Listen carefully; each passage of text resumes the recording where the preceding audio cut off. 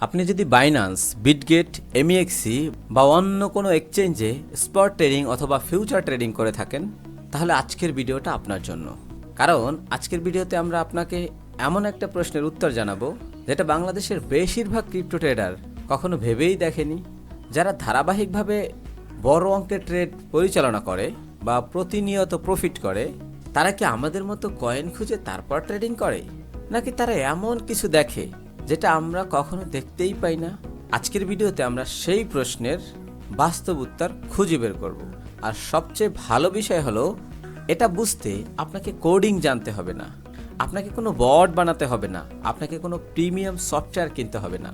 শুধুমাত্র একটা মোবাইল থাকলেই আপনি নিজের চোখে দেখতে পারবেন অভিজ্ঞ ট্রেডাররা কিভাবে মার্কেট পর্যবেক্ষণ করে।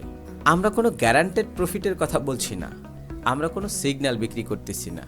আমরা শুধু এমন একটা নতুন ট্রেডিং এনভায়রনমেন্ট দেখাতে চাচ্ছি যেটা বাংলাদেশের অনেক ট্রেডার এখনও ব্যবহার করা শুরুই করেনি। এই ভিডিওটা শেষ হওয়ার পর আপনি অন্তত এই তিনটা বিষয় ভালোভাবে শিখতে পারবেন। নাম্বার 1, সেন্ট্রালাইজ এক্সচেঞ্জ আর ডিসেন্ট্রালাইজ এক্সচেঞ্জের আসল পার্থক্য কী। দ্বিতীয়ত, কেন বিশ্বের অনেক অভিজ্ঞ ট্রেডাররা এই ধরনের প্ল্যাটফর্ম ব্যবহার করে তথ্য বিশ্লেষণ করে।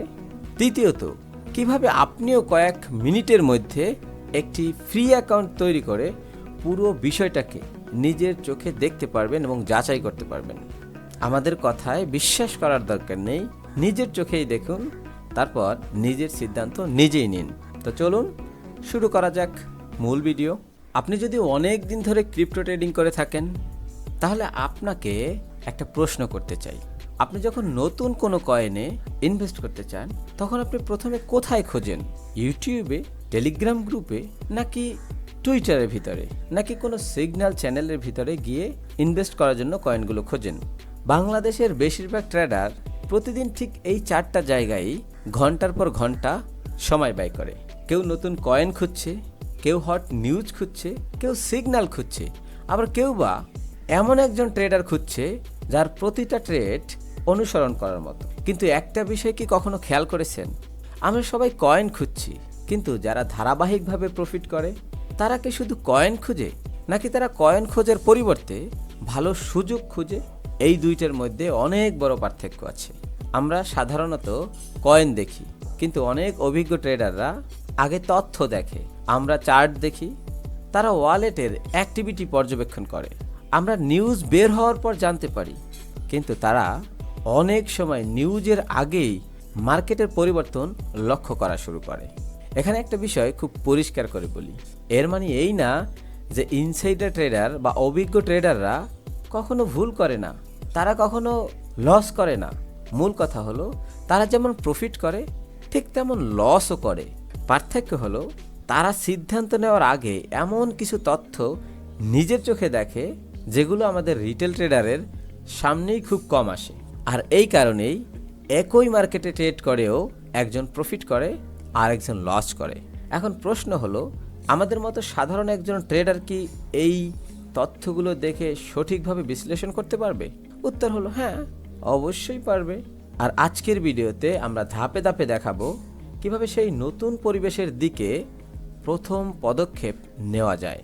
এখন হয়তো আপনার মনে একটা প্রশ্ন আসতে পারে, আমি যদি বাইন্যান্স, বিটগেট বা এমইএক্সি ব্যবহার করে ট্রেডিং করতে পারি, তাহলে নতুন কিছু শেখার দরকার কি? প্রশ্নটা একদম যৌক্তিক, কারণ স্পট ট্রেডিং, ফিউচার ট্রেডিং বা লং টার্ম হোল্ড করার জন্য সেন্ট্রালাইজ এক্সচেঞ্জ এখনও বিশ্বের কোটি কোটি মানুষ ব্যবহার করে আসতেছে। আমরাও বলছি না যে এগুলো ব্যবহার করা ভুল, বরং প্রতিটি প্ল্যাটফর্মের নিজস্ব উদ্দেশ্য এবং সুবিধা আছে। কিন্তু ক্রিপ্টো মার্কেট গত কয়েক বছরে অনেক বদলে গেছে। বর্তমানে অনেক নতুন প্রজেক্ট প্রথমে সেন্ট্রালাইজ এক্সচেঞ্জে আসে না, অনেক প্রজেক্ট প্রথমে ডিসেন্ট্রালাইজ এক্সচেঞ্জে ট্রেডিং শুরু করে, তারপর ধীরে ধীরে জনপ্রিয় হলে বড় সেন্ট্রালাইজ এক্সচেঞ্জে লিস্টেড হয়। অর্থাৎ মার্কেটের একটি বড় অংশ অনেক সময় সেন্ট্রালাইজ এক্সচেঞ্জের বাইরে থেকে শুরু হয়। আর এখানেই বেশিরভাগ বিগিনার ট্রেডার থেমে যায়, কারণ তারা জানেই না সেন্ট্রালাইজ এক্সচেঞ্জের বাইরে সম্পূর্ণ আলাদা একটি ট্রেডিং জগৎ আছে, যেখানে শুধু বাই সেল নয়, আরও অনেক ইনসাইডারদের অনেক গভীর তথ্য দেখা যায়। যেখানে আপনি নিজের চোখে দেখতে পারবেন কোন ওয়ালেট ধারাবাহিকভাবে প্রফিট করতেছে, কোন ইনসাইডার ট্রেডার কোন কয়েনে বাই করতেছে, কোন কয়েনে বড় বড় বাই অর্ডার আসতেছে, কোন প্রজেক্ট ধীরে ধীরে মার্কেটে নজরে আসতেছে, আর কোন ওয়ালেট বারবার আর্লি স্টেজে ইনভেস্ট করার সুযোগগুলো খুঁজে পাচ্ছে এবং বড় বড় পরিমাণ প্রফিট করতেছে। এর মানে এই নয় যে এই তথ্যগুলো দেখলেই প্রফিট হবে, বরং এখানেও কিন্তু রিস্ক আছে। কিন্তু পার্থক্য হলো এখানে সিদ্ধান্ত নেওয়ার আগে অনেক বেশি তথ্য নিজের চোখে দেখে যাচাই করার সুযোগ থাকে। আর একজন ট্রেডার হিসাবে আপনার কাছে যত বেশি তথ্য থাকবে আপনি তত সচেতনভাবে সিদ্ধান্ত নিতে পারবেন। ঠিক এই কারণেই গত কয়েক বছরে ডিসেন্ট্রালাইজড ট্রেডিং খুব দ্রুত জনপ্রিয় হয়ে উঠেছে। এখন প্রশ্ন হলো, একজন বিগিনারের শুরুটা আসলে কোথা থেকে হওয়া উচিত? কোন প্ল্যাটফর্ম ব্যবহার করলে পুরো বিষয়টা সবচেয়ে সহজে শেখা যাবে, আর এটা সম্পূর্ণ ফ্রিতে কিভাবে ব্যবহার করব? এখন আমরা ঠিক সেটাই দেখাবো। শুরুতেই কঠিন কোনো বিষয় নয়, আমরা এমনভাবে ধাপে ধাপে শুরু করব যেন যে কেউই আগে কখনো যদি এই ধরনের ডিসেন্ট্রালাইজড ট্রেডিং ব্যবহার নাও করে থাকে তাহলেও যেন সে খুব সহজে বুঝতে পারে। আমরা কোনো শর্টকাট দেখাবো না, আমরা কোনো গোপন ফর্মুলাও দেখাবো না, বরং কিভাবে তথ্য পর্যবেক্ষণ করতে হয়, কিভাবে নিজেই বিশ্লেষণ তৈরি করতে হয়, আর কিভাবে অন্যের কথার উপর নির্ভর না করে নিজের সিদ্ধান্ত নিজেই নেওয়া যায় সেই প্রক্রিয়াটাই দেখাবো। এই কারণেই এই পুরো সিরিজে আমরা ফোমোকে একটি লার্নিং টুল হিসাবে ব্যবহার করব, যাতে বাস্তব উদাহরণের মাধ্যমে প্রতিটি ধাপ নিজের চোখে দেখতে পারেন। সবচেয়ে ভালো বিষয় হলো বর্তমানে এই ফোমো প্ল্যাটফর্মে একটি অ্যাকাউন্ট তৈরি করা খুবই সহজ, আর এখন পর্যন্ত আপনি সম্পূর্ণ ফ্রিতে অ্যাকাউন্ট খুলতে পারবেন। আপনি যদি ক্রিপ্টো সম্পর্কে নিজেকে আরও আপডেট রাখতে চান অথবা ধীরে ধীরে নিজের রিসার্চ স্কিল উন্নত করতে চান, তাহলে আপনি এই ফোমোতে একটা অ্যাকাউন্ট খুলে রাখতে পারেন।